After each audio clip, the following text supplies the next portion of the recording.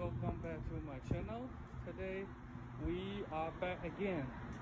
Thank you to see you all again to be here. Welcome.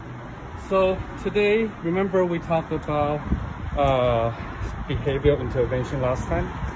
We're talking about how to help the children who suffer from disability, intellectual disability, and a different type of issue, and how to help them to manage their life. And we also talked about 5 different types of way of helping the child. So if you now remember what's going on, you can go back to the behavioral intervention part to see what I'm talking about. So there are 5 things. I just do a little review. One of it is tech, the other is called MEN, and the receptive. So anyway, so those are the 5 different types, 3 of the 5 different skills. So if you are interested to know about the previous content, feel free to go back to one of my YouTube, how the behavioral interventionists help the children to resolve their intellectual disability and help them to be more receptive to the world, to the society, and to the parent. So like I mentioned last time, today I'm gonna cover about data collection. I'm gonna mention a little bit of a positive reinforcement, negative reinforcement, and also at the end we're talking about how to deal with child's maladaptive behavior. So let's jump in. For the data, we're talking about, there are a couple types of data that we can talk about. So the first one I want to talk about is rate. So what is rate? R-A-T-E. So rate means how many times their behavior occurs. For example, they're slapping themselves, and you have to kind of check how many times during your section that rate occurred. So that's kind of important because you have to document all those information. So that's called rate, R-A-T-E. And the other one is called frequency. So it's basically similar to counting, but then this is different. So literally meaning frequency. How many times, how to measure those behavior on your end. You need to know the duration and the frequency. This is a little bit different from the rate. So we have to clarify on that. And then the other one is operation defined. So that kind of important too, because every time when they do the operation defined, they need to get a number. The number can be ranging from 0 to 1, 1 to 0. So really depending on what you're looking at, but you have to make sure those things has to be counted, either to be 0 and 1. In the future, we will discuss about the data collection a little bit more. But those are the 3 things I want you to remember for today. Is rate, how many times the behavior occur, 3 times, and the frequency is also counted as the other number. So you need to know about the number as well, how many measurements. And the last one will be the operation defined. So those are the 3 things I want you to remember about the data collection.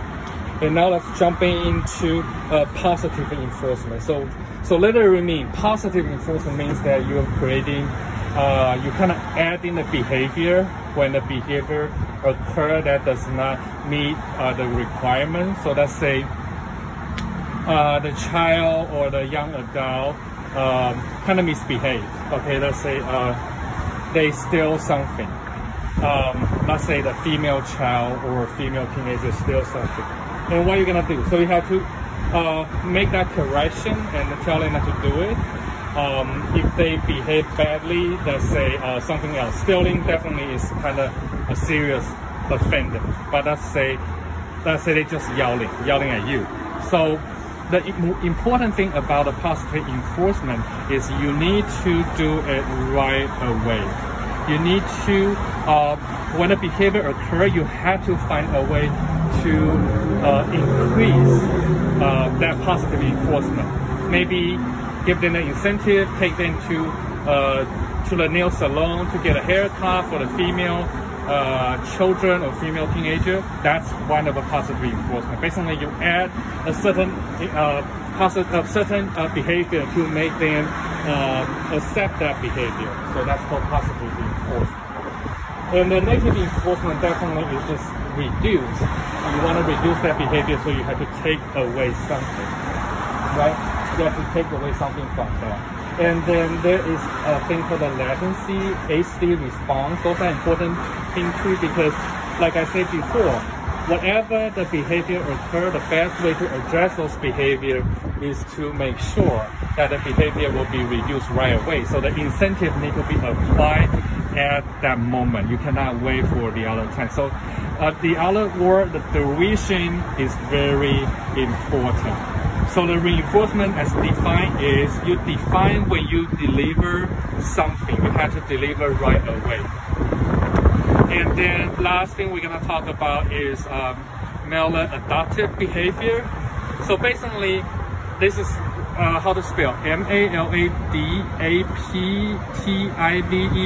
maladaptive behavior. So when for example, when the clients display certain behavior, okay, some behavior are wanted. For example, like flip their hand a lot, like use the two hands, continue to flip their hand, and then you want to address and manage that behavior. So what are you going to do? So the best way to do is to do something incompatible. For example, that when they do that behavior, clipping their hand, you can tell them to wash their hand. So doing something that actually is opposite for what they're doing currently, or something like I said incompatible, something that is totally irrelevant to what the behavior they're doing. So those type of things you can make that adjustment, and those adjustments will help you or help them to modify or manage their behavior. So those are the things I want to talk about. So let me rephrase that again. Today we talk about data collection. We talk about frequency, counting, rate, operation, define, measurement. We also talk about positive reinforcement, negative reinforcement, and then maladaptive behavior.